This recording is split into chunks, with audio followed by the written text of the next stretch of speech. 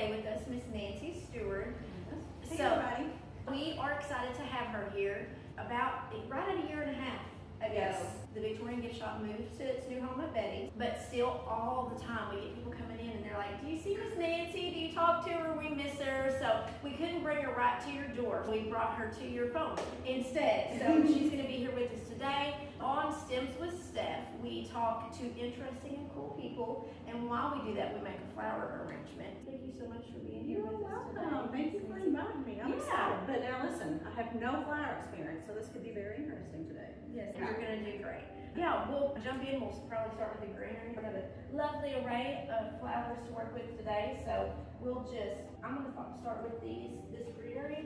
I think it's called coculus, but if you just say it with enough confidence, it sounds right. This is coculus. So, and if it's not, it is now. If you want to jump in and Okay, so now do I have to start with that too? you can, no ma'am, you Okay. can start wherever you want to start, and if you have a question, I'll be peppering you with questions, so feel free to ask me.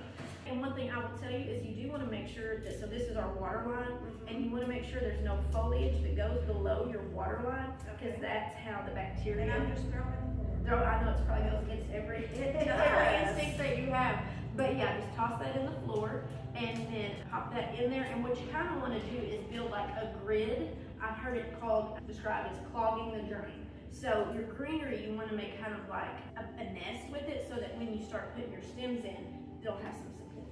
So yeah, just let it Is rest. that a good one to start with? It's pretty and whimsical, so that's Okay. a great start. Okay. Speaking of starts, you bought the Victorian Gift Shop in 2003. Yes. So right over 20 years that you owned and operated it. So tell us about what that was like in the beginning, like when you first. So I was actually working at State Farm with Matt, had gotten my insurance license. Okay. And not that I didn't like that job, but it wasn't very fun. Fulfilling. Like most Yeah. time people aren't real happy about paying their insurance.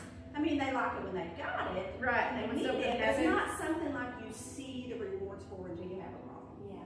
So it just really wasn't my vibe. And so we had actually went to eat one day, and Deanna, who owned the Victorian, was at the restaurant. And when we left, I said, Matt, I think I might like to do something like that. Like, I might like to have a gift shop. Yeah. And he's like, okay. Okay. So he actually called Deanna and said, hey, would you be interested in selling? Yeah. And she's like, I would. And so Well. it literally was about as simple as that. And so that's how it started. Had never owned a gift shop. Okay. Now my family had owned a fertilizer plant, and we Okay. all worked there before I did insurance. So I kind of had the idea of what it was like to Sales. own a business, yes, Yeah. Oh, and I'm sales. sorry.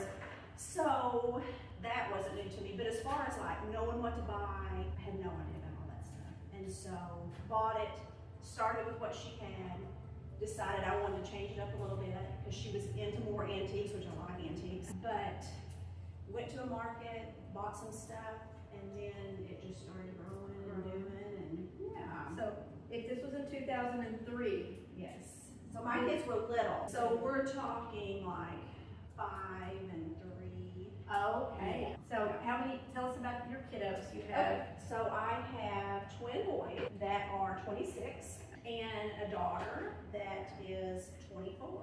So, No spare time. in 3 under the age of 2. Yeah. It was a little chaotic. So I was like, what seems would go with this well? Even less sleep.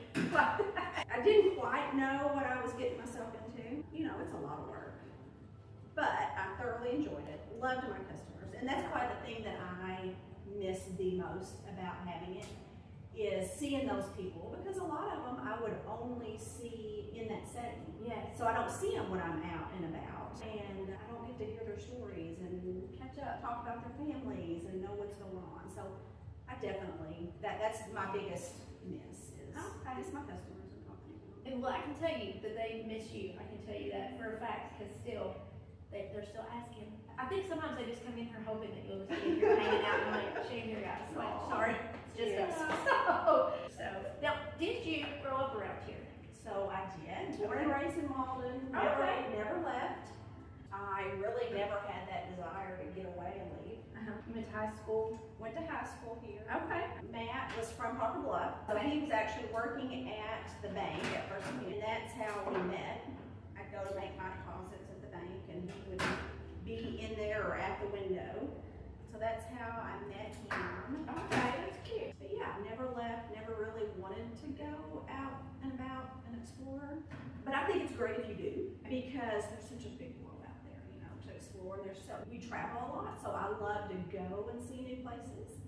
And But also also home. my hometown.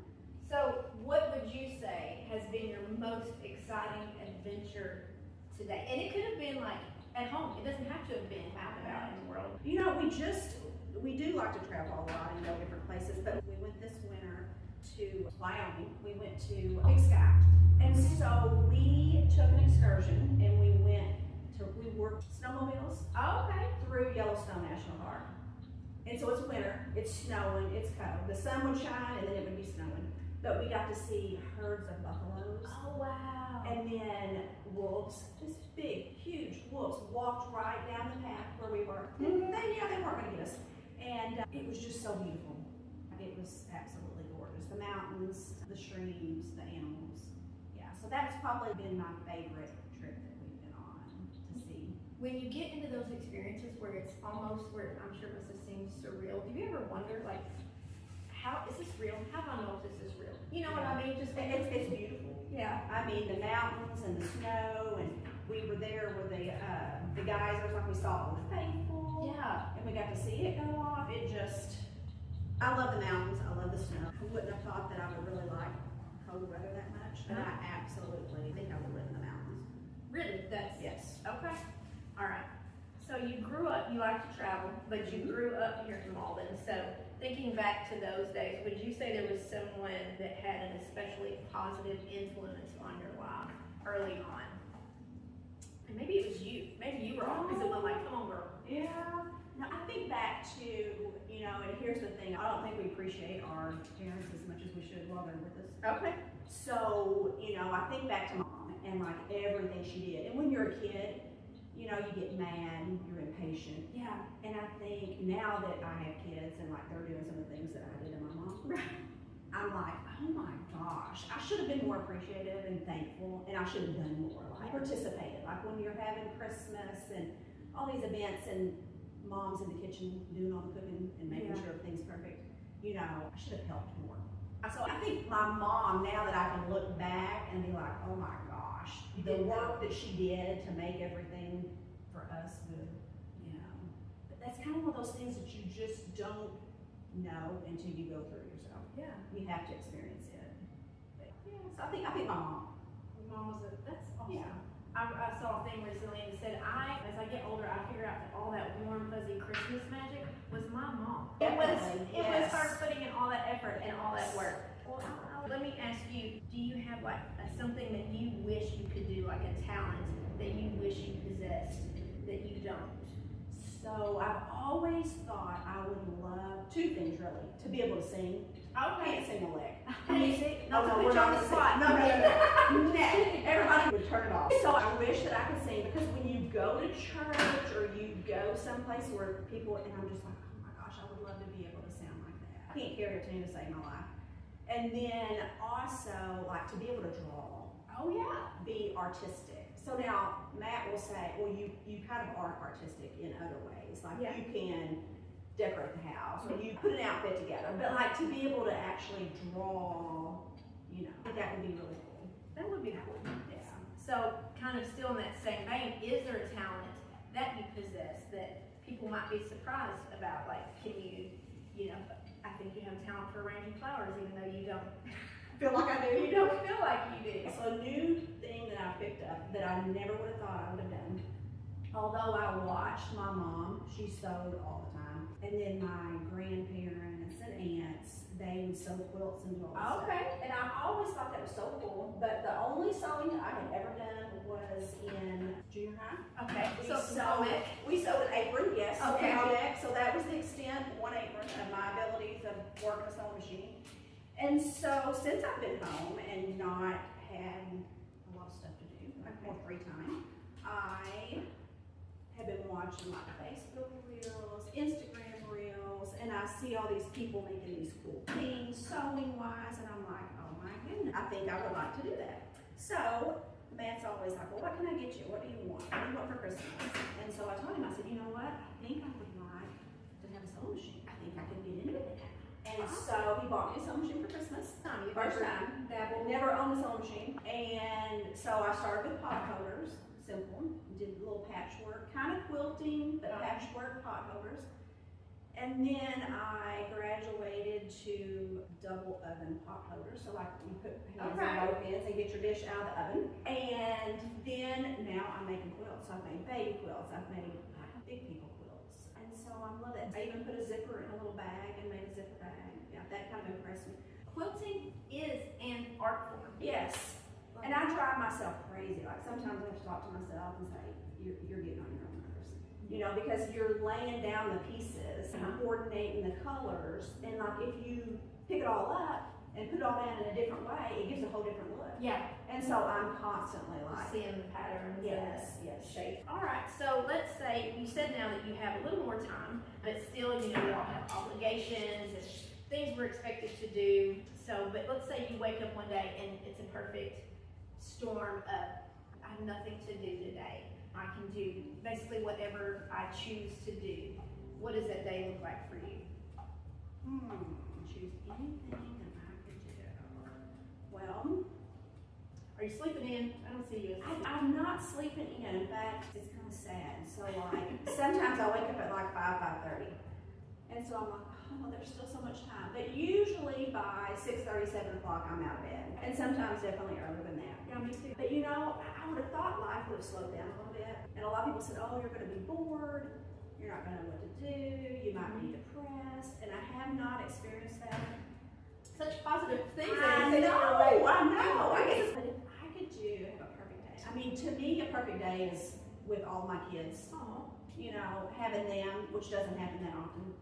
It's hard to get them all together and do anything. But I do love to go to like flea markets. Yes. I love to look at antique stores. So I've had more time to do that. Yeah. But yeah, I mean anything with my people. Spending time with people that you care about, your family. So you have the perfect day. So help me create your perfect meal. It doesn't necessarily have to be your last meal. So I definitely think the perfect meal goes with having your family there with you too. Okay. So we would all be out to eat together. I love steak. All right. So filet is my choice. And I love Oscar style. So it's asparagus and lump crab meat and then a béarnaise sauce poured over it. That's absolutely my favorite. Love it. So I definitely would have to have that. Love a good sweet potato.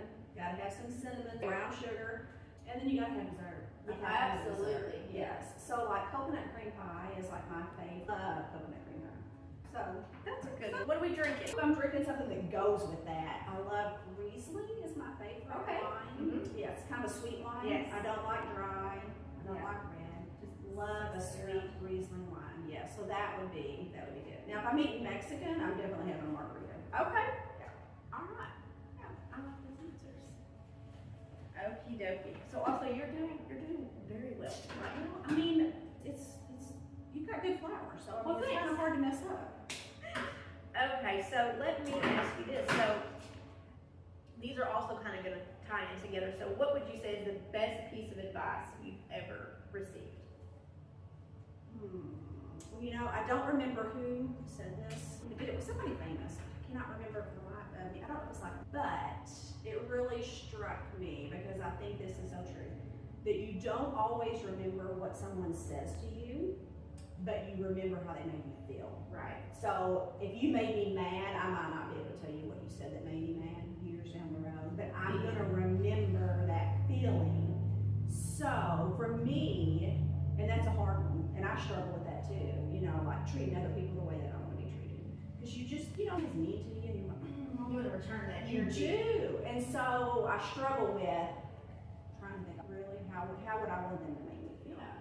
But when I pray in the mornings, I'm like, let me be a blessing today. Let me be a blessing to others. And I know I don't always strive at that level, but I think just being nice to people. You know, they may be having a hard day, and maybe one thing that you say to them that day may be the thing that maybe that smile. Maybe you're the first smile that they see all day. Yes. Right.